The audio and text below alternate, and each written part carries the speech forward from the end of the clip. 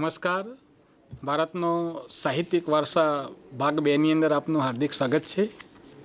આપણે પ્રાચીન સાહિત્યમાં સંસ્કૃત સાહિત્યની વાત કરતા હતા. ગુપ્ત યુગ દરમિયાન કયા કયા સર્જકોએ જે કૃતિ રચી છે એનો એક સરસ ચાર્ટ બનાવી દઈએ, સરસ એના જોડકા બનાવી દઈએ. પરીક્ષામાં પૂછાય છે કે ભાઈ મુદ્રકનું શું છે, દંડીનું શું છે, કાલિદાસની કઈ કૃતિ છે. આ બધું સરસ વિદ્યાર્થીઓ તૈયાર કરી દેશે તો એને ખૂબ પરીક્ષામાં પૂછાતું હોય છે જોડવાનું, ત્યારે સારી રીતે જોડી શકશે. પ્રાચીન યુગથી ગુજરાતી ભાષા, જે આપણી ભાષા, આપણા પ્રદેશની ભાષા, ગુજરાતની વાત કરવાની છે. પદ્ય અને ગદ્ય, એ ગુજરાતી ભાષા પદ્ય સાહિત્ય રચાયું હતું અને સમય જતાં ગુજરાતી ભાષામાં ખેડાણ થતાં અને કૃતિઓ રચાઈ અને આપણા અખંડ બ્રહ્માંડમાં શું શ્રી હરિ નરસિંહ મહેતાની ખાલી વાત કરવાની થાય. વૈષ્ણવજન તો તેને કહીએ પીડ પરાઈ જાણે રે. અને નરસિંહ મહેતા, મીરાબાઈ, દયારામ, અખો, પ્રેમાનંદ અને પ્રીતમ, ગંગાસતી જેવા સાહિત્યકારોએ પદો છે. તમારે અહીંયા જોડકા જોડી દેવાના કે નરસિંહ મહેતાએ ભક્તિ ગીતોની રચના કરી, મીરાબાઈએ પદોની રચના કરી, દયારામે ગરબીની રચના કરી, અખાએ છપ્પાઓ લખ્યા, પ્રેમાનંદે આખ્યાનો રખ્યા, પ્રીતમે કાવ્યો રચ્યા. આવા જોડકા કરી દેશો હામે એટલે આપણને ખ્યાલ આવી જશે. અને ખાસ ગુજરાતી સાહિત્યનો જે વારસો છે એ સમૃદ્ધ બનાવ્યો. મહર્ષિ સાક્ષર એવા ગોવર્ધનરામ ત્રિપાઠી, આપણા નર્મદની વાત કરીશું આપણે અહીંયા. નર્મદ છે, નવલરામ છે, કિશોરલાલ મશરૂવાલ છે, પન્નાલાલ પટેલ છે, જે જ્ઞાનપીઠ એવોર્ડ છે, ઉમાશંકર જોશી અમારા સાબરકાંઠા ઈડરના ખાસ બામણા ગામના, મહિપતરામ રૂપરામ છે, ગોવર્ધનરામ ત્રિપાઠી છે. આ બધા સાક્ષરવયો ગુજરાતી સાહિત્યને સમૃદ્ધ બનાવી અને એના જ કારણે આપણું સાહિત્ય વિશેષ સભર રીતે બનેલું જોવા મળે છે. ત્યાર પછી તમિલ, તેલુગુ, કન્નડ અને મલયાલમ એ 4 દ્રવિડ ભાષાઓના સાહિત્યનો વિકાસ થયો. આ પણ પ્રશ્ન પરીક્ષામાં પૂછાયેલો.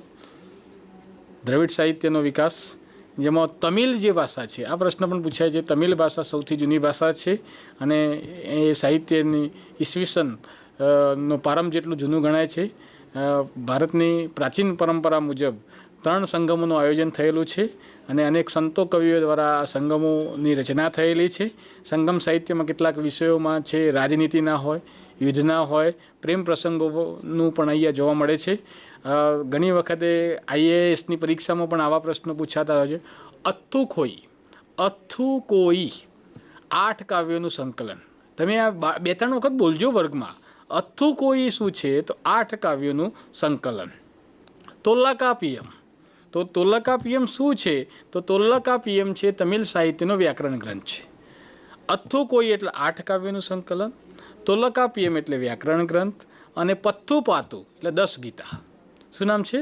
10 ગીતો. પથ્થુ પાતુ એટલે 10 ગીતો. એ પૈકી કવિ તિરુવલ્લરે, ખાસ આ પણ પ્રશ્ન ઘણી વખત પરીક્ષામાં પૂછાતો હોય છે, બોર્ડની પરીક્ષામાં પૂછાઈ ગયેલો હોય છે આ પ્રશ્ન. એટલે અંડરલાઇન કરાવવાની, એની એક નોટ બનાવે અને આ ઘરે પછી રિફર કર્યા કરે, એનું વારંવાર દ્રઢીકરણ કરે. કવિ તિરુવલ્લરે કુલર નહીં, પાછો વિદ્યાર્થીને પાછું બોલાવવાનું, કુરલ. કેવો? કવિ તિરુવલ્લરે કુરલ નામના ગ્રંથની રચના કરી અને એમના જીવનના અનેક પાસાઓ, જે તમિલ સાહિત્યના અનેક પાસાઓનું અહીંયા વર્ણન કરવામાં આવ્યું છે. અને શિલ્પતિકારમ અને મણિમેખલાઈ એ પ્રારંભિક, આ પૂછાય કે તમિલ સાહિત્યના પ્રારંભિક ગ્રંથોના નામ કયા કયા છે? તો મણિમેખલાઈ અને ખાસ શિલ્પતિકારમ એ તમિલ સાહિત્યના પ્રારંભિક ગ્રંથો છે. તો તમિલ સંગમની જ્યારે અહીંયા વાત કરવાની થાય તો સૌથી જૂની ભાષા તમિલ છે. આ બધી મલયાલમ છે, કેરળમાં આપણને જોવા મળે છે. આ સાહિત્યની જ્યારે ચર્ચા કરો ટૂંકમાં તો સારી રીતે સમજાવી શકાય. આટલા સુધી આપણે પ્રાચીન સાહિત્યની વાત થઈ. હવે વાત કરવાની છે મધ્યકાલીન સાહિત્ય. તો મધ્યકાલીન સાહિત્ય ઉત્તર ભારતમાં મધ્યયુગની શરૂઆતમાં સંસ્કૃત ભાષા એ સંસ્કૃત સાહિત્યની ભાષા બની. આ યુગમાં કાશ્મીરની અંદર આ ખૂબ મહત્ત્વની વાત છે. આપણા ભારતનું સ્વર્ગ કહેવાય કાશ્મીરની અંદર 2 મહાન ગ્રંથો લખાયા. એમાં સોમદેવે કથા સરિતસાગર અને કલ્હણે રાજતરંગિણી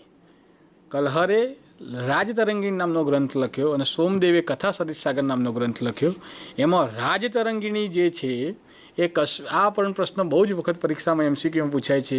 રાજતરંગીણી કાશ્મીરના ઇતિહાસને આલેખ તો ખૂબ મહત્ત્વનો ઐતિહાસિક ગ્રંથ છે, મહત્ત્વપૂર્ણ ગ્રંથ છે અને સાચા અર્થમાં તેઓ ભારતનો સર્વપ્રથમ ઐતિહાસિક ગ્રંથ ગણવામાં આવે છે. બીજી મહત્ત્વની વાત છે કે સંસ્કૃતમાં એ વખતે જયદેવે ગીત ગોવિંદની રચના કરી. આ પણ પરીક્ષામાં વારંવાર પૂછાય છે. જયદેવે કયા ગ્રંથની રચના કરી? તો જયદેવે ગીત ગોવિંદ. જયદેવે ગીત ગોવિંદની રચના કરી અને સંસ્કૃતમાં સુંદરમાં સુંદર કાવ્ય ગ્રંથોમાં ગીત ગોવિંદની ગણના થાય છે. એ પણ આપણે બાળકોને કહીએ. ત્યાર પછી વાત કરવાની છે પૃથ્વીરાજ રાસો. પૃથ્વીરાજ રાસો છે હિન્દી સાહિત્યનો પ્રારંભિક ગ્રંથ. હિન્દી સાહિત્યનો પ્રારંભિક ગ્રંથ પૃથ્વીરાજ રાસો છે.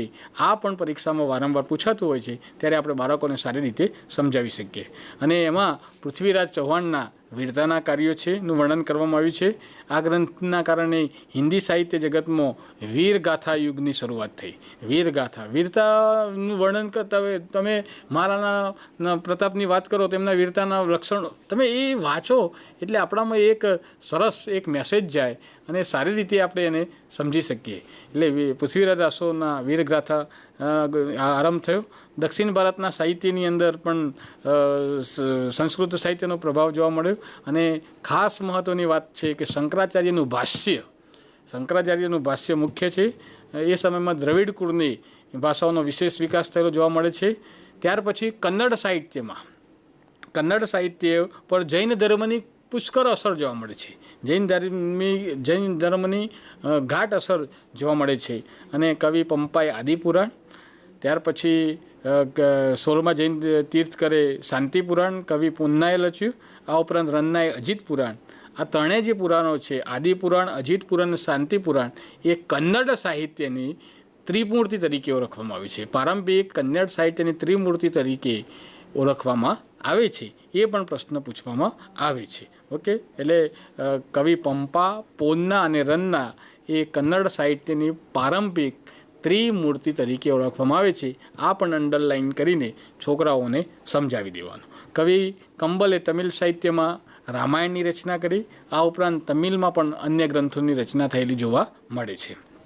ત્યાર પછી ભારતીય ભાષાનો વિકાસ તો અવિરત આજે પણ ચાલુ છે.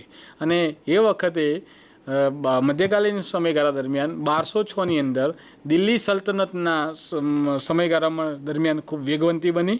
હિન્દી ભાષાના પણ એ વખતે વ્રજ અને ખડી બોલી એ બે સ્વરૂપો જોવા મળે છે અને એનો વિનિયોગ પણ થયેલો જોવા મળે છે. બંને ભાષાઓમાં અનેક ભક્તિ ગીતો રચાયા. એ વખતે હિન્દી અને ગુજરાતી ભાષા મળીને રાજસ્થાનની ઘણી બધી ભાષામાં વીરગાથાઓ લખાઈ. આલ્હા, ઉદલ, બિસલદેવ, રાસો એ વખતની રાજસ્થાનની મહત્ત્વની વીરગાથાઓ છે. આ ઉપરાંત આધુનિક ભાષાઓમાં પણ સાહિત્ય રચાયું. અને એમાં ખાસ પરીક્ષામાં એક આવો પણ વિકલ્પ MCQમાં પૂછાય છે કે મુલ્લા દાઉદનો ચંદ્રાયન એ અવધી ભાષાનો સૌથી જૂનામાં જૂનો ગ્રંથ મનાય છે. જોકે પ્રાચીન ગ્રંથો પરના ભાષ્યો હજુ પણ સંસ્કૃત ભાષામાં રચાતા હતા. એટલે કે હજુ પણ આ સમયે સંસ્કૃત ભાષામાં રચાયા હતા એ આપણને જાણવા મળે છે. એ વખતે દિલ્હીના જે રાજ દરબારની ભાષા છે ફારસી ભાષા. એટલે ફારસી ભાષા દિલ્હીના સુલતાનોની રાજભાષા હતી અને એ સમય દરમિયાન ફારસીનો ઉપયોગ થતો હતો. ફારસી સાહિત્યનો પણ ભારતીય ભાષાઓમાં ઉપયોગ જોવા મળે છે. અને એ યુગના ઇતિહાસકારો એમાં જિયાઉદ્દીન બર્નીએ તારીખે ફિરોઝશાહીની રચના કરી. અલાઉદ્દીન ખલજીના સમયગાળા દરમિયાન પણ ઘણું બધું સાહિત્ય રચાયેલું જોવા મળે છે. અને રાજકીય સિદ્ધાંતો ઉપર ફતવાએ જાગીરદારી નામનો ગ્રંથ લખાયો. અને એ અલાઉદ્દીન ખલજીના સમયગાળા દરમિયાન અમીર ખુસરો, આ આખો તુતુએ હિન્દ તરીકે જે ઓળખાય છે, અમીર ખુસરો વિશે પણ એક સરસ ટૂંકનોંધ પૂછાઈ શકે એવી છે. એ પણ હું આપને ખૂબ સરસ અને સરળ શૈલીમાં કહી શકું છું કે અમીર ખુસરોને તુતુએ હિન્દ તરીકે ઓળખવામાં આવે છે. અમીર ખુસરો એ સમયનો સૌથી મહત્ત્વનો સાહિત્યકાર ગણાય છે. તેઓ એક કવિ હતા, એક ઇતિહાસકાર હતા, એક રહસ્યવાદી સંત હતા અને સંગીતકાર હતા. એમના ગુરુનું નામ સુપ્રસિદ્ધ હજરત નિઝામુદ્દીન ઓલિયા હતું. નિઝામુદ્દીન ઓલિયા એ અમીર ખુસરોના ગુરુ હતા. અને અમીર ખુસરોની મહત્ત્વની કૃતિઓ છે આશિકા, પછી નૂર, સિપીહર અને કિરાતુન સદાયન. એમની 4 કૃતિઓ છે. એ સમય દરમિયાન એમને ઘણા બધા કાવ્યગ્રંથોની પણ રચના કરેલી છે.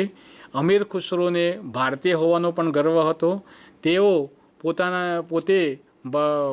પોતાના પુસ્તકોમાં પણ ભારતને પૃથ્વી પરનું સ્વર્ગ ગણાવતા હતા અને તેમની પોતાના પુસ્તકોમાં ભારતના વાતાવરણની, ભારતની ભવ્યતાની, ભારતની સુંદરતાની, ભારતની ઇમારતોની અને જ્ઞાન વિજ્ઞાનની જે સારી બાબતો છે, સુંદર બાબતો છે ને સાચી બાબતો છે, એ અમીર ખુસરોએ એમના પુસ્તકોમાં વર્ણન કરેલું આપણને જોવા મળે છે.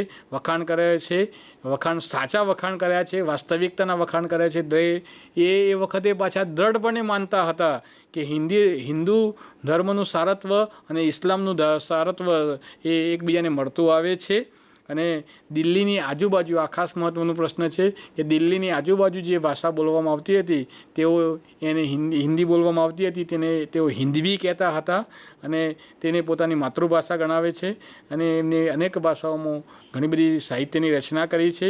હિન્દી અને ફારસી ભેગી કરીને દ્વિભાષી ચોપાઈઓની પણ એમને રચના કરી છે. અને એ વખતે સ્વસ્થ સાહિત્યની રચનાની પરંપરા પણ અમીર ખુસરોના સમયગાળા દરમિયાન રચાઈ હશે. આવી એક મુદ્દાસર ટૂંક નોંધ 3 માર્કની પણ પૂછી શકાય એવી છે.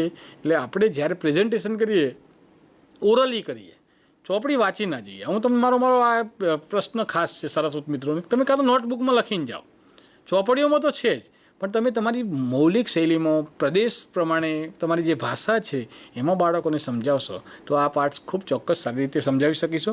મને ખબર છે, હું STTIમાં તાલીમ આપતો ત્યારે આ પાઠ હું 1.5-2 કલાક મસ્ત રીતે કંઠસ્થ ભણાવું સારસ્વત મિત્રોને કે સાહેબ મજા આવી ગઈ.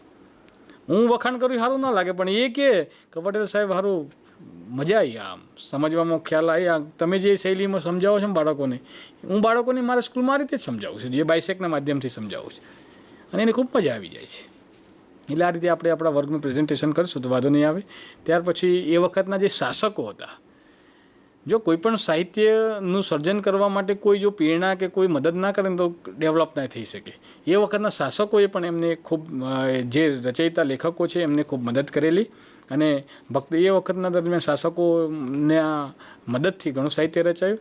ભક્તિ આંદોલન, ખાસ ભક્તિ માર્ગના સંતોએ પણ ખાસ આ ભાષામાં ઉપદેશ આપ્યો. કબીરજીના દુહાઓ, કબીર જેવા અનેક સંત કવિઓને પણ સાહિત્ય રચેલું. ભોજપુરીને અવધી ભાષામાં પણ મુખ્ય, એ વખતે હિન્દી ભાષાની મુખ્ય, ભોજપુરીને અવધી હિન્દી ભાષાની મુખ્ય બોલીઓ હતી. કબીરે સંધુગઢી બોલી, લોકબોલીમાં કબીરે જે સાહિત્યની રચના કરી છે, કબીરની રચના મુખ્ય સંધુગઢી બોલીમાં છે. દોહરાઓનું લોક સાહિત્ય એ અંગ બન્યા. અને ખાસ મલિક મોહમ્મદ જાયસીએ પદ્માવત નામનું મહાકાવ્ય રચ્યું. અને ખાસ જે મોરારી બાપુ કથા કરે છે, રામચરિત માનસ, તુલસીદાસ રચિત રામચરિત માનસ છે, એ સમયે અવધી ભાષામાં લખાયો. આ યુગમાં અવધી ભાષામાં પણ ઘણા બધા ગ્રંથોની રચના થઈ. એ સમયગાળા દરમિયાન હિન્દી સાહિત્ય, બીજા બધા સાહિત્યોમાં પણ અનેક સાહિત્ય રચાયું. એ વખતે બંગાળના જે સુલતાનો છે એના રાજ્યાશ્રયથી ઘણી બધી કૃતિઓ બંગાળામાં, એ વખતે બંગાળીમાં રામાયણ અને અનેક ગ્રંથોનું ટ્રાન્સલેટ થઈ અને લખાયા. એ વખતે કવિ ચંદી પ્રસાદે સેંકડો ગીતો રચ્યા.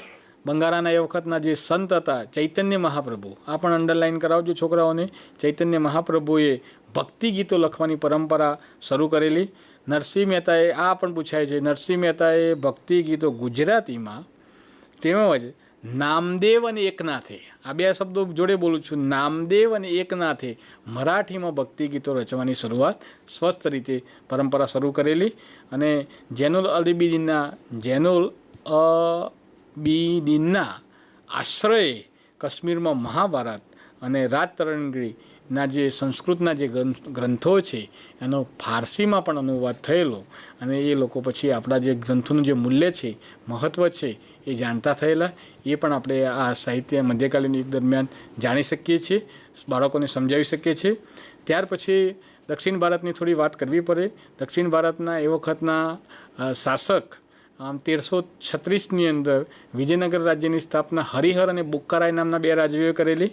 પણ 1509થી 1526ના સમયગાળા દરમિયાન વિજયનગરનો સમ્રાટ કૃષ્ણદેવરાય પોતે સંસ્કૃત, તમિલ અને તેલુગુ મહાન નિષ્ણાત રાજા હતો. એને આમુક્ત માલ્યદા નામના ગ્રંથની રચના કરેલી, એ પણ આપણે એક ખાસ વાત કરીએ. તેલુગુ સાહિત્યમાં પણ એનું ખૂબ પ્રદાન છે. અને એના ભગવા અવશેષો વિજયનગરનું પાટનગર હમ્પી, એ વખતના જે અશ્યુતરાયનું મંદિર છે, વિરૂપાક્ષનું મંદિર છે, એ બધા મંદિરોના ભગવા અવશેષોમાં વિજયનગરના રાજા કૃષ્ણદેવરાયનું ખૂબ મહત્ત્વ છે. આમુક્ત માલ્યદા નામના ગ્રંથની રચના જો કોઈ વ્યક્તિએ કરી હોય, જો કોઈ સમ્રાટે કરી હોય, તે કૃષ્ણદેવરાય છે. કૃષ્ણદેવરાયનું પણ અહીંયા દક્ષિણ ભારતમાં સાહિત્યમાં ખૂબ ઉમદા પ્રદાન છે, એવું આપણે બાળકોને સારી રીતે કહી શકીએ. મુગલ સાહિત્ય દરમિયાન ભારતમાં મુગલો આવ્યા 1526માં. બાબરે ભારતમાં મુગલ સામ્રાજ્યનો પાયો નાખ્યો. એ પછી બાબર છે, બાબર પછી હુમાયુ છે, અકબર છે, જાગીર છે, ઔરંગઝેબ છે. આ સળંગ એમને લખાવી દો. વિદ્યાર્થીઓને મુગલ બાદશાહો વિશે નથી ઘણી વખતે ખબર, તો એ પણ પૂછાય કે નીચે આપેલા મુગલ બાદશાહોને ક્રમશઃ ગોઠવો. તો પહેલો મુગલ બાદશાહ તો બાબર જ આવે ને, પછી હુમાયુ આવે, પછી અકબર આવે, પછી જાગીર આવે, ઔરંગઝેબ આવે. આવું ગોઠવાઈ દેવડાવો અને એ તરત એને ખ્યાલ આવી જશે કે મારે હવે શું કરવાનું છે.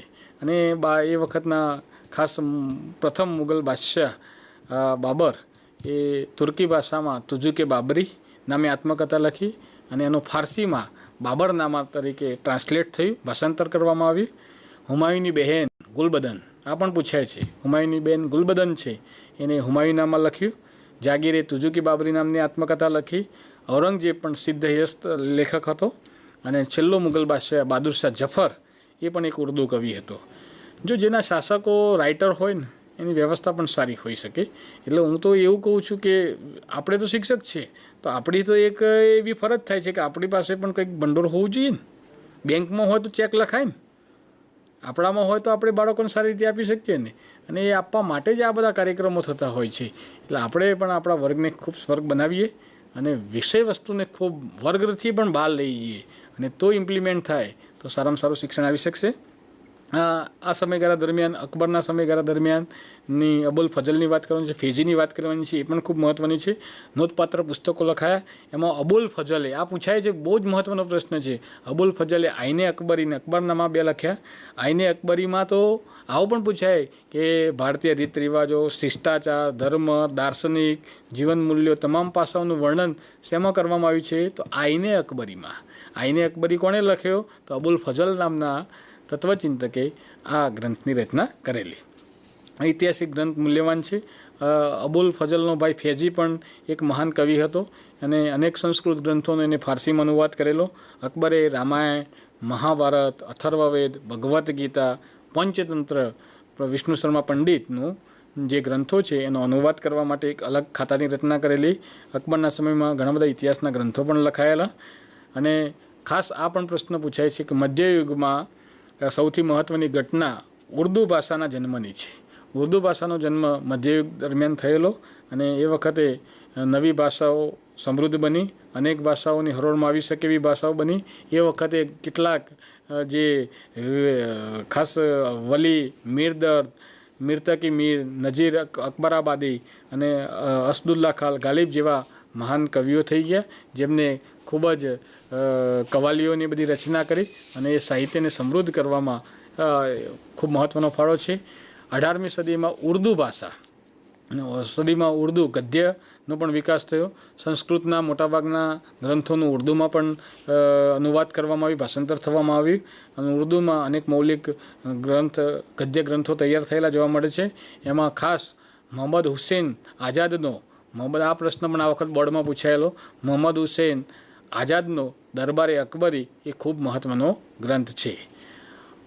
પહેલા ભાગની અંદર પ્રાચીન સાહિત્યની વાત થઈ, બીજા એપિસોડની અંદર મધ્યકાલીન સાહિત્યની વાત થઈ, અને હવે વાત કરવાની છે ભારતની વિશ્વની પહેલી જે યુનિવર્સિટીઓ વિશ્વને જે ભેટ આપી છે એ દેશ એટલે ભારત દેશ, અને એવી વિદ્યાપીઠોની વાત કરવાની છે.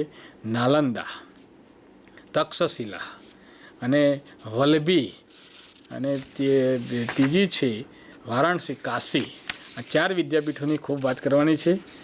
અમારી પાસે આ ચારે વિદ્યાપીઠો પૈકી 2 વિદ્યાપીઠો પાસે તો હું માત્ર 2 કલાક બોલી શકું ને એક વિદ્યાપીઠ વિશે એટલી મારી પાસે મેટર છે. હું STTIમાં જ્યારે તાલીમ આપતો હોઉં છું ત્યારે શિક્ષકોને આ તો વાત ચોક્કસ કરું છું. આમાં તો સારાંશ છે ને આ અમે નવો અભ્યાસક્રમ તૈયાર કરેલો ત્યારે આને ખાસ ઇમ્પ્લિમેન્ટ કરેલું કે આવું જોઈએ તો જ ખબર પડે ને કે આ વિદ્યાપીઠો શું હતી. અહીંયા પહેલી વિદ્યાપીઠની વાત કરવાની છે નાલંદા. નાલંદાની જ્યારે મારે તમને રજૂઆત કરવાની થાય ત્યારે હું બધું લખીને લઈને આવેલો છું. મારી પાસે છે જ એ વખતે કે નાલંદા વિદ્યાપીઠ વિશે થોડી પૂર્વ ભૂમિકા બાંધી દઈએ. તક્ષશિલાની પણ જોડે જોડે વાત કરીશું કે વિશ્વની સૌપ્રથમ યુનિવર્સિટી સ્થાપી હોય તે ભારતીય સંસ્કૃતિએ. વિશ્વની સૌથી પહેલી યુનિવર્સિટી જો કોઈ દેશે સ્થાપી હોય તે ભારતીય સંસ્કૃતિએ. ભારતીય સંસ્કૃતિ વિશ્વની સર્વપ્રથમ સુશિક્ષિત વિકસિત સંસ્કૃતિ હતી. આ સંસ્કૃતિએ વિશ્વની સર્વપ્રથમ યુનિવર્સિટી તક્ષશિલા વિદ્યાપીઠ ભેટ આપી. તક્ષશિલાની અંદર 64 ભાષાઓ એટલે કે વિદ્યાઓ ભણવામાં આવતી હતી. એ વખતે ભારતમાં ગ્રીસ, રોમ, ઇજિપ્ત, ઈરાન, ઇરાક, આરબ દેશો, ચીન, ઇન્ડોનેશિયા, જાપાન વગેરે દેશોમાંથી અનેક વિદ્યાર્થીઓ ભારતના મહાન આચાર્યો અને વિદ્વાનો પાસે શિક્ષણ મેળવવા, જ્ઞાન મેળવવા આવતા. 1200 વર્ષ સુધી, કેટલા વર્ષ સુધી? 1200 વર્ષ સુધી યુનિવર્સિટી વિશ્વની અજોડ યુનિવર્સિટી રહી. 10,000 જેટલા પ્રાધ્યાપકો હતા તક્ષશિલામાં. અને એવી ને એવી બીજી વિદ્યાપીઠની જે હું વાત કરવા જઈ રહ્યો છું એ નાલંદા વિદ્યાપીઠ છે. નાલંદા વિદ્યાપીઠ એ બીજી ભવ્ય યુનિવર્સિટી હતી અને બિહારમાં આવેલી છે. સમગ્ર વિશ્વમાં હજારો વિદ્યાર્થીઓ એક સાથે 42 પ્રકારની વિદ્યાઓમાં પારંગત થઈ શકે તેવી વિદ્યાપીઠ હતી. 42 પ્રકારની વિદ્યાઓ ભણવામાં આવતી. નાલંદા પણ વિશ્વના અનેક દેશોમાં, નાલંદા જે છે આપણે બિહારમાં, એમાં પણ વિશ્વના અનેક દેશોના વિદ્યાર્થીઓ ત્યાં ભણવામાં આવતા. નાલંદામાં 300 કરતાં, એ ફોટો આપેલો છે, 300 કરતાં વધુ વ્યાખ્યાન ખંડો હતા. 3 વિશાળ ઇમારતો ભરેલા ગ્રંથાલયો હતા. અવકાશી સંશોધનો માટે પ્રયોગશાળા હતી. અને જો કે વિદેશી આક્રમણો ના કારણે એનો નાશ થયેલો અને ભારતીય સંસ્કૃતિ વિશ્વની સર્વશ્રેષ્ઠ સંસ્કૃતિ હતી. અહીંયા આપણે એટલું વિદ્યાર્થીઓને સમજાવી શકીએ, નેટ ઉપર સર્ચ કરીને આપણે બાળકોને બતાવી શકીએ કે ભાઈ બિહારમાં નાલંદા www.com નાલંદા વિદ્યાપીઠ આટલું લખશો એટલે એનું લોકેશન આવી જશે અને એના ઉપરથી તમને ખ્યાલ આવશે કે દુનિયાના આર્કિટેક્ચરો ગમે કોઈ જ ઇન્સ્ટિટ્યૂટમાં ભણેલા નહોતા અને આપણા નાલંદાનું જે સ્ટ્રક્ચર, તક્ષશિલાનું સ્ટ્રક્ચર, કાશી વારાણસીનું સ્ટ્રક્ચર, ગુજરાતની અંદર વલ્લભીનું સ્ટ્રક્ચર કઈ બુદ્ધિથી કર્યું હશે એક સંશોધનનો વિષય છે. આ ક્યાંથી વિદેશથી આયાત થયેલા મગજથી આ તૈયાર થયેલું? આપણા ઋષિઓમાં એટલી બધી દીર્ઘ આયોજનતા હતી. અત્યારના આર્કિટેક્ચરો કદાચ પ્લાન બનાવતા ગોથા ખાઈ જાય એવો પ્લાન છે. નેટ ઉપર જોજો ને પછી કહેજો કે વિપુલભાઈ અરે જબરજસ્ત પ્લાનિંગથી સૂર્યપ્રકાશ કઈ રીતે વર્ગમાં જાય, પૂર્વમાં એનું બાંધકામ કેમનું છે, એનો સ્ટ્રક્ચર કેવું છે, એના વિહારો કેવા છે, બેસવા માટેના વર્ગો કેવા છે, વ્યાખ્યાન ખંડો 300 છે કેવા છે. હું ભારત સરકારને એને એક શિક્ષક તરીકે મારી એવી પ્રેરણા છે કે સરકાર રિનોવેશન કરીને એક યુનિવર્સિટી શા માટે શરૂ ના કરે? દુનિયામાં તો ઘણી બધી યુનિવર્સિટીઓ છે અને આવી યુનિવર્સિટી ફરીથી થાય ને એમાં ભણવાનું એવી જ વ્યવસ્થાથી થાય તો બીજી બધી સમસ્યાઓ છે બધી ઓટોમેટિક દૂર થઈ જાય. એમાં ચોક્કસ મને ખ્યાલ છે. એટલે બિહારના પટના જિલ્લામાં બડગાંવ, આ યાદ રાખજો વિદ્યાર્થીઓ, બિહારના પટના જિલ્લાના બડગાંવ ગામે પ્રાચીન નાલંદા વિદ્યાપીઠ આવેલી છે અને ભારતીય સંસ્કૃતિમાં બૌદ્ધ અને જૈન સાહિત્યમાં નાલંદાનું ખૂબ મહત્ત્વ છે. બૌદ્ધ સાહિત્યમાં તો અહીંયા આપણે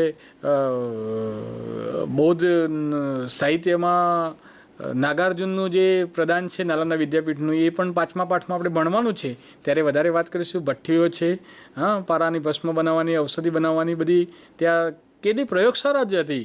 એ માત્ર પ્રયોગશાળામાં કઈ રીતે કરવો અને એની ઇમ્પ્લિમેન્ટ કઈ રીતે કરવો એ બધું જાણતા હતા અને એ આપણને જોવા મળે છે. પ્રાચીન વિદ્યાપીઠોમાં મહાવીર સ્વામીએ 14 ચતુર્માસ કર્યા. 14 ચતુર્માસ કર્યા હોવાથી આ સ્થળ જૈન તીર્થ બની ગયું હતું. 5મી સદીમાં આ ખાસ મહત્વનું છે. કુમાર ગુપ્તે, ગુપ્ત યુગના 5મી સદીમાં કુમાર ગુપ્તે અહીંયા એક વિહાર બંધાવેલ. ત્યાર પછી નાલંદાની પ્રસિદ્ધિમાં ખૂબ વધારો થયો. ત્યાં હજારો હસ્તલિખિત, મોહમ્મદ બિન કાસિમે 712 ઉપર આક્રમણ કરેલું, પુષ્કર ગ્રંથો બધા નાશ પામી ગયેલા. એટલું આપણી પાસે સાહિત્ય રચાયેલું હતું. એટલે પુષ્કર નાલંદા પ્રસિદ્ધ હતી. હજારો હસ્તલિખિત ગ્રંથોનો અમૂલ્ય ભંડારો હતા. નાલંદા વિશ્વવિદ્યાલય હતું. ભારતીય સંસ્કૃતિનું આ ઉત્તમ તીર્થસ્થાન હતું. દેશ પરદેશથી ઘણા બધા વિદ્યાર્થીઓ અહીં અભ્યાસ કરવા આવતા હતા. અને એ વખતે મહાન મુસાફર અને મહાન અભ્યાસુ એવા યુએન સાંગ પણ અહીં આવેલા. અને આજે પણ આ મહાન વિદ્યાલયમાં આજે મહાવિદ્યાલયો આપણને જોવા મળે છે. આજે ખંડેર હાલતમાં જોવા મળે છે. એ થોડું દુઃખ થાય છે ખંડેર શબ્દ બોલતા. એ વિદ્યાલય જ છે. ખંડેર તો આક્રમણકારીઓએ કરેલી, બાકી એ તો જબરજસ્ત વિદ્યાપીઠો હતી. એટલે આપણા દેશમાં જેટલા લૂંટારા આવ્યા, આક્રમણકારો આવ્યા, છતાંય આપણી ભારતીય સંસ્કૃતિની અસ્મિતા આજે પણ એટલી જ છે. લૂંટારા સ્વરૂપમાં આવ્યા અને લઈને જતા રહ્યા, છતાંય આપણે તો આજે સમૃદ્ધ જ છીએ. આપણા દેશની ભૌગોલિક પરિસ્થિતિ જ એવી છે. આપણા દેશમાં કોઈ ગરીબ શબ્દ ઠીક છે, પણ કોઈ ભૂખ્યું ઊંઘતું નથી. એ આપણા દેશની મોટી મહાનતા છે. અને એનાથી વિશેષ શું જોઈએ આપણે? એ આપણા દેશને ગૌરવ લેવા જેવી બાબત છે. ને આપણે હજી ઘણું કરી રહ્યા છીએ. એટલે જોવા મળે છે. આમ છતાં ખંડેરો ફરતા દેશની ભવ્ય સંસ્કૃતિ છે. ખંડેરો છે, માત્ર ખંડેરમાં ઊભા રહો તો ભવ્ય સંસ્કૃતિનો આપણને આવિર્ભાવ થયા વગર રહેતો નથી. ઝાંખી થઈ શકે છે. નાલંદામાં ભણીને જે વિદ્યાર્થી બહાર નીકળે એ એવી એક છાપ ધરાવતો. આમ ઘણી વખત આપણા અમદાવાદમાં કે કોઈ ગાંધીનગરની ખારી સ્કૂલોમાં એવી છાપ હોય ને કે અહીંનો ભણેલો વિદ્યાર્થી છે એટલે એક્સેલન્ટ જ હોય. એવું નથી હોઈ શકતું. પણ નાલંદામાં ભણેલો વિદ્યાર્થી બહાર નીકળે ત્યારે એના માટે એક છાપ હતી કે નાલંદામાં ભણ્યો હોય એટલે કશું કહેવું પડે નહીં. અને ઈસુની 5મી થી 11મી સદી દરમિયાન નાલંદાનું જે શિક્ષણ છે એ વિશ્વમાં ચોફેર ફિક્સેલું જોવા મળે છે. અને એ સમયે ભારતમાં વિશ્વમાં ખાસ સર્વોત્તમ અને શ્રેષ્ઠ ગણી શકાય એવી ગ્રંથાલયો. ત્યાં મેં 300 જેટલા વ્યાખ્યાન ખંડો હતા એ પણ વાત કરી, ઉમેરીને તમે બાળકોને કહી શકો છો. અને નાલંદા તક્ષશિલા જેમ જ નાલંદા પણ ગ્રંથાલયોને અભ્યાસ માટે, સંશોધન માટે દેશ દુનિયાના વિદ્યાર્થીઓ આવતા હતા. અને એ વખતે ચીની મુસાફરી ખાસ યુએન સાંગ 657 જેટલા હસ્તલિખિત જે આપણા ઋષિઓ દ્વારા લખાયેલા જે ગ્રંથો હતા એને ચીન લઈ ગયેલા. અને ચીન લઈ જઈ અને એમના દેશમાં એમને ઉપયોગ કરેલો હશે. અહીંયા તમને એક નોંધ કરવા જેવી બાબત એ છે કે આપણા દેશના ઋષિએ એવું તો શું લખ્યું હશે કે યુએન સાંગે એમના દેશમાં લઈ જવું પડ્યું. અહીંયા આપણા દેશના શિક્ષણનું મૂલ્ય આપણે જ આપણા દેશનું મૂલ્ય વધારવાનું છે. મેં કેટલાક એવા જોયેલા છે કે ભારતમાં શું છે તો ભાઈ જતા રહો ને, જે દેશનું ખાતા હોય એને દેશને વફાદાર જ રહેવાનો. જો યુએન સાંગને આપણા દેશના ગ્રંથાલયોમાંથી 657 ગ્રંથો લઈ જવા પડ્યા હશે તો આટલો બધો વજન ઉચકવાની શું જરૂર પડી હશે? એવું તો કાંઈક જોયું હશે ને. આ બાળકોને સમજાવવાનું છે. દેશનું મૂલ્ય પહેલું ભાઈ. દેશથી જ શરૂઆત થાય આપણી. દેશ છે તો આપણે છે. આપણા દેશની અસ્મિતા આપણે જ છીએ ભાઈ. અને આપણા દેશની અસ્મિતા આપણે જ એમ્પ્લાય કરવાની છે. અને બાળકોમાં ભારત મારો દેશ છે એવો એક વિચાર પ્રસ્થાપિત કરવા માટે શિક્ષણ સંસ્થાઓ તો છે ને. એનું કામ આ છે.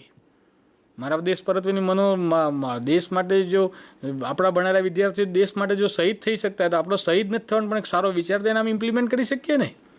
અને એ વિચાર આ વિદ્યાપીઠોના માધ્યમથી, એના અભ્યાસના માધ્યમથી આપણે સમજાવી શકીશું. 7મી સદીમાં યુએન સાંગે ભારતની મુલાકાત લીધેલી. વિશ્વવિદ્યાલયમાં 7 મોટા ખંડો હતા. વ્યાખ્યાનો માટે 300 જેટલા ખંડો હતા. મેં આવડે જ વાત કરી. વિદ્યાર્થીઓને રહેવા માટે ખાસ મઠો બાંધવામાં હતા. મઠ એટલે રહેવાની જગ્યાને મઠ કહેવાય. એ વખતે બૌદ્ધ સાહિત્ય દરમિયાન મઠો, વિહારો છે, આ બધા બંધાયેલા હતા. અને વિદ્યાપીઠમાં જે રહેતા હતા વિદ્યાર્થીઓને ખાવા પીવા માટે બધી વ્યવસ્થા એ આજુબાજુના જે ગામડાઓ હતા એ નિર્વાહ ગામોમાં એમને દાન મળતું. અને એ દાનમાંથી એ બધું ચાલતું હતું.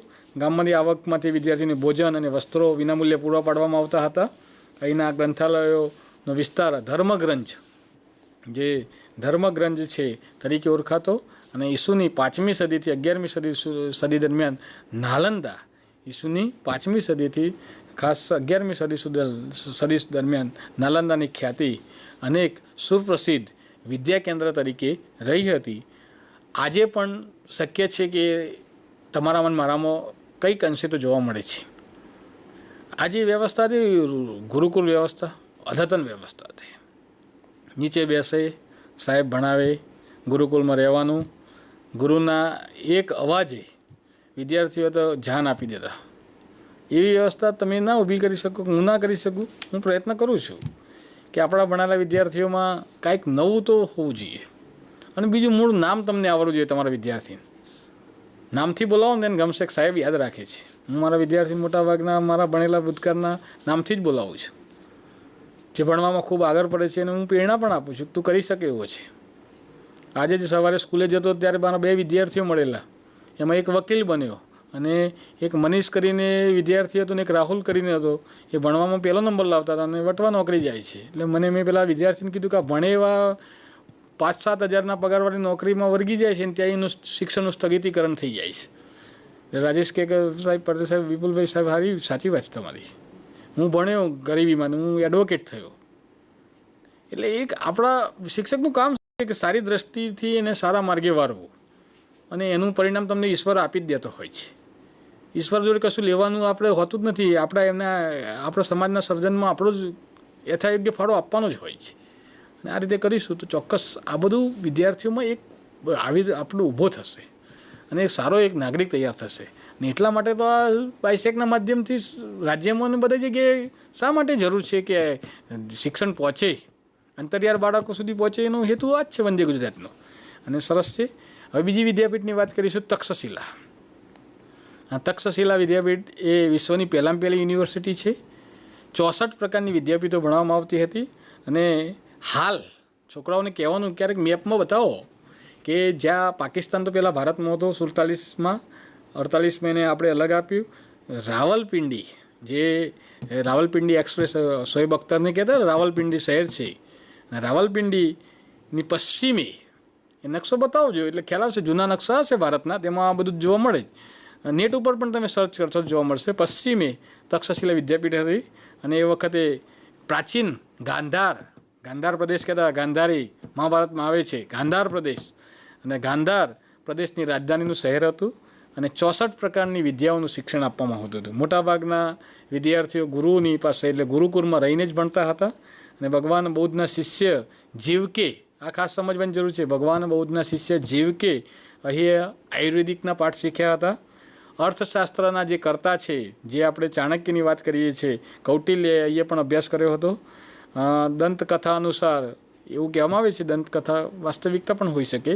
દંતકથા અનુસાર મહાભારતની અંદર, રામાયણની અંદર રઘુકુળમાં જન્મેલા ભરત, રામનાભાઈ ભરતના પુત્ર તક્ષ ઉપરથી આ વિદ્યાપીઠનું નામ તક્ષશિલા પાડવામાં આવ્યું હતું. 7મા સૈકા દરમિયાન આ વિદ્યાનું જાણીતું સેન્ટર બનેલું. વિદ્યાર્થીઓને જેમાં રસ હોય, એન્ટ્રન્સ એક્ઝામ તો એ વખતે પણ હતી કે વિપુલભાઈને હિસ્ટ્રીમાં રસ હોય તો હિસ્ટ્રી મોકલવામાં આવે, બાબુભાઈને ગણિતમાં રસ હોય તો બાબુભાઈને ગણિતમાં મોકલવામાં આવે, ચેતનભાઈને સમાજશાસ્ત્રમાં રસ હોય તો સમાજશાસ્ત્રમાં મોકલવામાં આવે, સંસ્કૃતમાં રસ હોય તો ભરતભાઈને સંસ્કૃતમાં મોકલવામાં આવે. વિદ્યાર્થીનો રસ ક્યાં છે એ ક્ષેત્રમાં એને મોકલવામાં આવતો ને એમાં એવો પારંગત કરવામાં આવતો કે જિંદગીમાં પાછો ના પડે. તક્ષશિલામાં ભણેલો વિદ્યાર્થી સોલિડ જ હોય. ત્યાંના આચાર્યો દ્વારા ઘડાયેલો વિદ્યાર્થી ઉત્તમમાં ઉત્તમ હોય એવી એક છાપ હતી તક્ષશિલાની. અને ગમે તેટલા વિદ્યાર્થી, આવા શિક્ષક પોતાની ઈચ્છા પ્રમાણે ગમે તેટલા વિદ્યાર્થીઓને ભણાવતા, છતાં શિક્ષક પાસે લગભગ 20 જેટલા વિદ્યાર્થીઓ ભણતા. ગમે તેટલી પરિસ્થિતિ હોય તો 20 વિદ્યાર્થીઓ એમની પાસે હતા. વારાણસી, રાજગૃહ, મિથિલા, ઉજ્જૈન જેવા દૂરના નગરોમાંથી વિદ્યાર્થીઓ ભારતમાંથી આ બધા જે શહેરો છે એમાંથી શિક્ષણ મેળવવા આવતા હતા.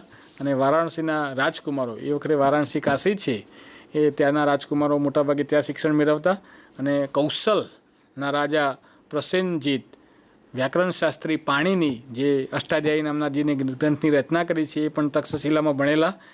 રાજનીતિજ્ઞ કૌટિલ્યએ પણ તક્ષશિલામાં શિક્ષણ મેળવ્યું હોવાનું માનવામાં આવે છે.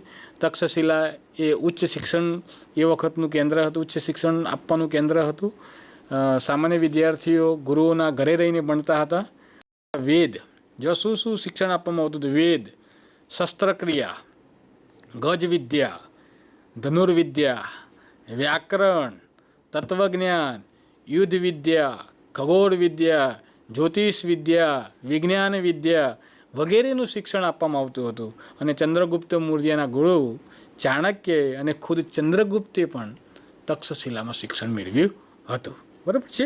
એટલે 5મી સદીમાં એ વખતે ચીની મુસાફિર ફાહિયાને પણ આ તક્ષશિલા જે છે એની મુલાકાત લીધેલી અને એના પોતાના પુસ્તકોમાં અને પોતાની ડાયરીમાં પણ તક્ષશિલાના શિક્ષણની, અહીં તો નથી લખેલું પણ મને ખબર છે કે તક્ષશિલાના શિક્ષણની કાર્યશૈલીથી ખૂબ પ્રભાવિત થયેલો એવું એને નોંધેલું જોવા ઇતિહાસમાં જાણવા મળે છે.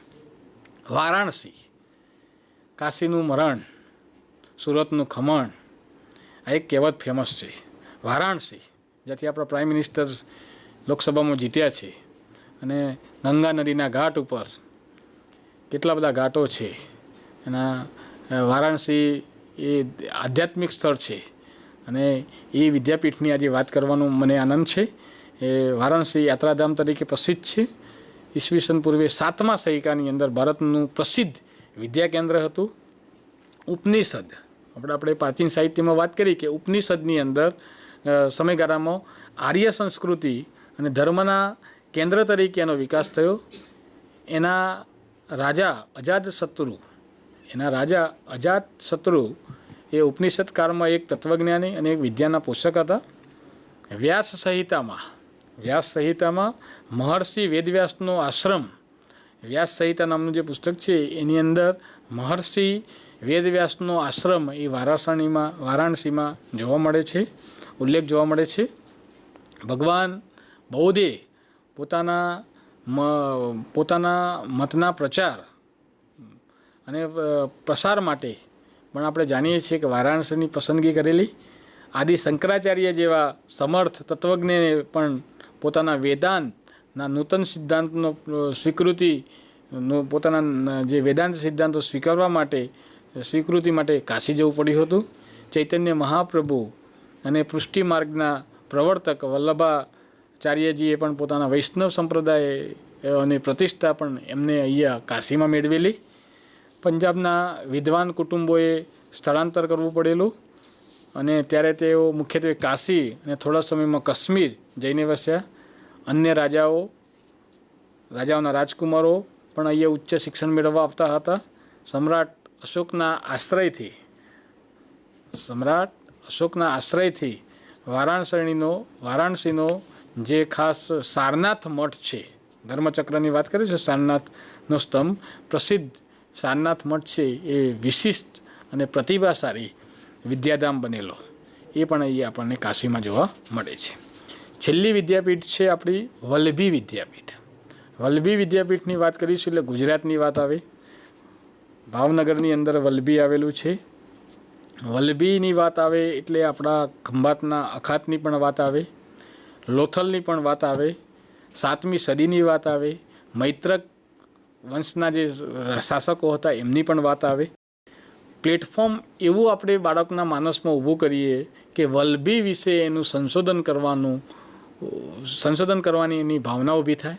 એનો વલ્લભી શું છે, વલ્લભી શા માટે જાણીતું હતું એવો એક વિચાર એના મનમાં પ્રતિપાદ થાય અને એના વિશે સંશોધન કરવા માટે એ પોતે આગળ આવે. એટલે વલ્લભીની જ્યારે વાત કરતા હોય ત્યારે ઈસવીસન 7મા સૈકામાં ગુજરાતનું આ એક અતિ પ્રસિદ્ધ વિદ્યાધામ હતું, શિક્ષણનું કેન્દ્ર હતું. વલ્લભીને ખાસ વિશાળ અને અત્યંત પ્રસિદ્ધ વિદ્યાધામ બનાવવામાં મૈત્રક વંશના 7મી સદીમાં મૈત્રક વંશના તત્કાલીન શાસકો અને એ મૈત્રક વંશના તત્કાલીન શાસકો સાથે સાથે નાગરિકોએ વલ્લભી વિદ્યાપીઠને ડેવલપ કરવામાં મોટો ફાળો આપે છે. મૈત્રક વંશના શાસકો તો હતા જ, પણ નાગરિકો પણ એક હાથે તાળી ના વાગે, બે હાથે તાળી વાગે. નાગરિકોનો સહકાર ના હોય તો રાજા કશું કરી શકે નહીં, મૈત્રક વંશના શાસકો કશું ના કરી શકે. પણ નાગરિકોના પ્રયાસથી અને પ્રેરણાથી અને રાજાની મહાનતાના કારણે આ વલ્લભી વિદ્યાપીઠનો જબરજસ્ત વિકાસ થયો. 7મી સદીમાં ભિક્ષુ વિદ્યાર્થીઓ રહેતા હતા. વલ્લભી ત્યારે બૌદ્ધ ધર્મમાં 2 પંથ હતા, એક હીનયાન અને એક મહાયાન. તો એ વખતે બૌદ્ધ મતના હીનયાન પંથનું કેન્દ્ર હતું. અને 7મા સદીની મધ્યમાં પ્રસિદ્ધ બૌદ્ધ વિદ્વાનો, 2 પ્રકારના વિદ્વાનો, એક સ્થિરમતી અને ગુણમતી. આ સ્થિરમતી અને ગુણમતીએ વલ્લભીના અગ્રણી આચાર્યો હતા. એટલે બૌદ્ધ ઋષિઓ ગુણમતી અને સ્થિરમતી એમના દ્વારા, આચાર્યો દ્વારા વલ્લભી વિદ્યાપીઠનો જબરજસ્ત ડેવલપ થયો. દૂર દૂરના ગંગા યમુનાના મેદાનના વિસ્તારોમાંથી બ્રાહ્મણ વિદ્યાર્થીઓ અહીંયા ઉચ્ચ શિક્ષણ મેળવવા આવતા હતા. ચીની મુસાફિર ઈસિંગ, આ મસ્ત આ કોટેશન ખૂબ સરસ છે. ચીની મુસાફિર ઈસિંગ એ નોંધ્યું છે કે વલ્લભી એ પૂર્વ ભારતની પ્રસિદ્ધ શિક્ષણ સંસ્થા નાલંદા સાથે સ્પર્ધા કરતી. અત્યારે તો સ્કૂલો સ્પર્ધા કરે છે, એ વખતે વિદ્યાપીઠો સ્પર્ધા કરતી હતી. એટલે વિદ્યાપીઠોની સ્પર્ધા, કોમ્પિટિશન તો હોવી જોઈએ. કોમ્પિટિશન તો ઊભી થાય તો જ વર્ગમાં બધા વિદ્યાર્થીને પહેલો નંબર ના આવે, એકનો જ આવે. કોમ્પિટિશન ઊભી થવી જોઈએ. એ વખતે પણ વલ્લભી નાલંદા સાથે સ્પર્ધા કરતી અહીંયા જોવા મળે છે. અને સ્પર્ધા થવી જોઈએ. સ્પર્ધા વગર અત્યારે તો સ્પર્ધાત્મક પરીક્ષાથી જ આપણે બહાર આવી શકીએ છીએ. તો એ વખતે વિદ્યાપીઠો વિશે પણ સ્પર્ધા થઈ હશે. સ્પર્ધામાં ટકવા માટે તો કાંઈક સારું કરવું જ પડે ને. હું અહીંયા સારું ના ભણાવું તો મારા કરતાં જોવા બરોબર કે વિપુલભાઈ નથી બરોબર. સ્પર્ધા થવી જોઈએ, તંદુરસ્ત સ્પર્ધા થવી જોઈએ. અને તંદુરસ્ત સ્પર્ધામાં નાલંદા સાથે એ વખતે વલ્લભી વિદ્યાપીઠ સ્પર્ધા કરતી એ આપણને અહીંયા જોવા મળે છે. ત્યાર પછી એ વલ્લભી એ રાજધાની અને આંતરરાષ્ટ્રીય બંદર હતું. કારણ કે દરિયા કિનારો, ઘોઘા બંદરની બધું ભાવનગરમાં આવેલું છે. ગુજરાતની તમને ખબર છે, ગુજરાતમાં 1600 કિલોમીટર દરિયા કિનારો છે. અને 1600 કિલોમીટર દરિયા કિનારો આખા દેશમાં 7507 કિલોમીટર, 7514 કિલોમીટર, 75 મેક્સિમમ 7500 કિલોમીટર દરિયા કિનારામાં 1600 કિલોમીટર તો ગુજરાત રાજ્યને છે. અને ભાવનગર એ વખતે ખાસ વલ્લભી એક રાજધાની અને આંતરરાષ્ટ્રીય બંદર હતું. એનો સમયગાળો ઈસવીસન 480થી 775 સુધી અહીંયા વલ્લભીના શાસક મૈત્રક રાજવીએ વિદ્યા અને વિદ્યાપીઠના મહાન આશ્રયદાતાઓ હતા. અને એમના દાતાઓથી જ બધી એ વખતે કાંઈ શાસકોના અનુદાનથી જ બધું તૈયાર થતું. અને તૈયાર થયા પછી જે સરસ્વતીની આરાધના થતી અને એ જે વિદ્યાર્થીઓનું જે ઘડતર થતું, અને એ જ્યારે પાંડિત્ય પ્રાપ્ત કરીને જ્યારે વિદ્યાર્થીઓ બહાર નીકળે ત્યારે દુનિયાને ટક્કર મારે એટલા હોશિયાર વિદ્યાર્થી થતા. અને વિદ્યાપીઠનું અમૂલ્ય હતું. યુનિવર્સિટીનું કામ શું? સારા પ્રાધ્યાપકો આપે, સારા પ્રોફેસરો આપે, સારા લીડરો આપે. સારા પ્રોફેસરો દ્વારા જ આ બધી કેળવણી સંશોધન થાય અને સારી નામના મેળવે. દેશ દુનિયામાં રાજ્યની યુનિવર્સિટીઓ નામ મેળવે. એમ નાલંદા અને તક્ષશિલામાં ભણવા આવતા, વલ્લભીમાં ભણવા આવતા, કાશીમાં ભણવામાં આવતા. ભણવા આવવા પાછળનો હેતુ શું હતો કે આવું ભવ્ય અને ખૂબ સુંદર શિક્ષણ પ્રાપ્ત થતું. અને એનાથી જ એ બધી નામના મેળવી હતી. અને એ નોંધવી બાબત છે કે મૈત્રક વંશના રાજવીઓ બૌદ્ધ ન હતા, સનાતની હતા, છતાં આ સંસ્થાને મદદ કરતા. એટલે શિક્ષણમાં મદદ કરવા માટે એવું જોતા નહીં કે બૌદ્ધ હોય તો જ કરીએ. સનાતની હોવા છતાં કે મૂળ તો શિક્ષણની જ્યોત જલે છે ને, તો મારે એમાં તેલ પૂરવું જોઈએ. અને એ વખતના શાસકોની આવી ઉમદા વિચારસરણી એ મૂળ શિક્ષણથી જ વિચારસરણી તમારી વ્યાપક બની શકે એમ છે. અને એ વખતે એમને વિચાર વાયેલો. જાણીતી વિદ્યાપીઠ હતી. જ્ઞાનની આરાધના અને વિશિષ્ટ પ્રકારના શિક્ષણની પ્રણાલીના કારણે ભારતમાં જ નહીં પરંતુ એ વખતે સુસંસ્કૃત વિશ્વમાં પ્રસિદ્ધ થઈ હતી. આ વિદ્યાપીઠમાં દેશ વિદેશના 26 જેટલા પરદેશના વિદ્યાર્થીઓ અભ્યાસ કરવા માટે આવતા હતા. સાચા અર્થમાં આ આંતરરાષ્ટ્રીય વિદ્યાપીઠ હતી. આંતરરાષ્ટ્રીય વિદ્યાપીઠ. અત્યારે તો ઇન્ટરનેશનલ સ્કૂલ લખે. ભાઈ નેશનલ લખ ને, ફલાણા ભાઈ ઇન્ટરનેશનલ સ્કૂલ. તું નેશનલનું પહેલાં શિક્ષણ આપ ને પછી ઇન્ટરનેશનલની વાત કરજે ને. આ તો ઇન્ટરનેશનલ શિક્ષણ આપતી હતી, કશું નહોતું ત્યારે ભારતમાં બધું હતું, એટલે ઇન્ટરનેશનલ વિદ્યાપીઠ એટલે એના માટે બહુ મોટી ઉપલબ્ધિ છે. અને વલ્લભી વિદ્યાપીઠ એ વખતે આંતરરાષ્ટ્રીય શિક્ષણ આપતી વિદ્યાપીઠ હતી. એમાં પ્રત્યેક વિદ્યાર્થીઓને વિદ્યાશાખાનું શિક્ષણ આપવામાં આવતું હતું. આ બધી વિદ્યાપીઠનો નિભાવ રાજાઓ અને શ્રેષ્ઠીઓ, જે શ્રેષ્ઠ દાનવીર હોય, ભામાશા હોય, એના દાનમાંથી થતો. હકીકતમાં સમાજની આ વિદ્યા પ્રત્યેની પ્રીતિ અને નિષ્ઠા દર્શાવે છે. મોટાભાગની ગ્રાન્ટેડ સંસ્થાઓ જે વખતના મંડળોએ કયા હેતુથી ઊભી કરેલી કે સમાજમાં શિક્ષણનો વ્યાપ વધે, સારું માધ્યમિક શિક્ષણ મેળવે, ઉચ્ચતર માધ્યમિક શિક્ષણ મેળવે. રાજ્ય સરકાર દ્વારા પણ અનુદાન મળે છે અને સરસ રીતે ચાલી રહ્યું છે. અને એનો હેતુ મૂળ કમાવાનો નહોતો, સમાજમાં સારા નાગરિકો તૈયાર કરવાનો હતો. અને એ કામ એ વખતે વિદ્યાપીઠના દાન આપનારા શ્રેષ્ઠીઓનો આ એક વિચાર હતો. ભારતીય વિદ્યા, કલા, જ્ઞાન વિજ્ઞાનનું શિક્ષણ આપતી એ વખતની આ પ્રખ્યાત યુનિવર્સિટીઓ હતી. અને આ 4 યુનિવર્સિટીની આપણે એ વાત કરી એટલે આપણને ખ્યાલ આવે કે દુનિયામાં કશું નહોતું ત્યારે ભારતમાં હતું. એટલે આ વિદ્યાપીઠો આપણને એક સુંદર અને સારામાં સારો મેસેજ આપે છે. આપણા માટે આ ખૂબ સરસ અને સુંદર વાત છે કે અત્યાર સુધી આપણે અભ્યાસક્રમમાં આ 4 વિદ્યાપીઠો નહોતી. એટલે અમે જ્યારે બોર્ડમાં હું જ્યારે અભ્યાસ શરતના હતી ત્યારે એ વખતના OSD BK પટેલ સાહેબ હતા, એમને કીધેલું કે આપણે ઋગ્વેદ, સામવેદ, અથર્વવેદ, ઉપનિષદોની વાત કરીએ છીએ, પણ એ જે ઉપનિષદોનું જ્ઞાન છે જે આપતી સંસ્થાઓ છે એ વિશે તો અભ્યાસક્રમો નથી. તો પછી મને કહે વિપુલ હવે આવું મૂકો તમે. અને પછી આપણે NCERTCના નોર્મ્સ પ્રમાણે આ 4 નવા એક મુદ્દા મૂકેલા. અને મને એનો આનંદ છે કે આજે નાલંદા, જે નવી પેઢીને તો કશો ખ્યાલ જ નહોતો કે નાલંદા, તક્ષશિલા, ભોજ, આપણે ખાસ કાશી અને આ તક્ષશિલા, ઘણી વખતે ભાવનગરમાં રહેતા હોય અને વલ્લભીમાં રહેતા હોય એને ખબર ના હોય કે 7મી સદીમાં અહીંયા વિશ્વની આંતરરાષ્ટ્રીય યુનિવર્સિટી હતી, વિદ્યાપીઠ હતી. અને એ એક મેસેજ છે એ વિદ્યાપીઠો દ્વારા આમ સમાજમાં જાય એ શિક્ષણનો મુખ્ય હેતુ છે. આપણે પ્રાચીન સાહિત્યની વાત કરી, મધ્યકાલીન સાહિત્યની વાત કરી, ત્યાર પછી આ 4 વિદ્યાપીઠોની વાત કરી. આ બધા વિદ્યાપીઠોમાંથી આપણને ઘણી વખતે આવા ટૂંકા MCQ પણ પ્રશ્નો પૂછી શકે કે ભારતીય સાહિત્યનો પ્રાચીનતમ ગ્રંથ કયો છે. તો આપણે ઋગ્વેદની વાત કરી શકીએ. બૌદ્ધ સાહિત્ય કઈ ભાષામાં લખાયું છે, પાલી ભાષામાં, એ પણ આપણે સમજાવી શકીએ. એવા દ્રવિડ કુળની જૂની ભાષા કઈ તમિલ છે. ચંદબરાઈએ કયો ગ્રંથ લખ્યો, પૃથ્વીરાજ રાસો. મહર્ષિ પ્રાણીનો ગ્રંથ કયો છે, તો આપણે અષ્ટાધ્યાયી. આ બધું જે છે એ વિદ્યાર્થીઓને આપણે અભ્યાસ કરાવતી વખતે પેન્સિલથી એને અંડરલાઇન કરાવીએ, ઘરે લખે અને એનું ક્યારેક આપણે ટેસ્ટમાં, એકમ કસોટીમાં ટેસ્ટમાં એની પરીક્ષા લઈએ. એકાદ વખતે એડવાન્સમાં કહી દઈએ કે કાલે ચેપ્ટર નંબર 4નો ટેસ્ટ છે, મેં જે આપને ભણાવેલું અને એમાંથી જ હું પૂછવાનો છું. અને બાળકો રસમય તૈયાર કરીને આવી અને પરીક્ષા સારી રીતે ફેસ કરી શકે.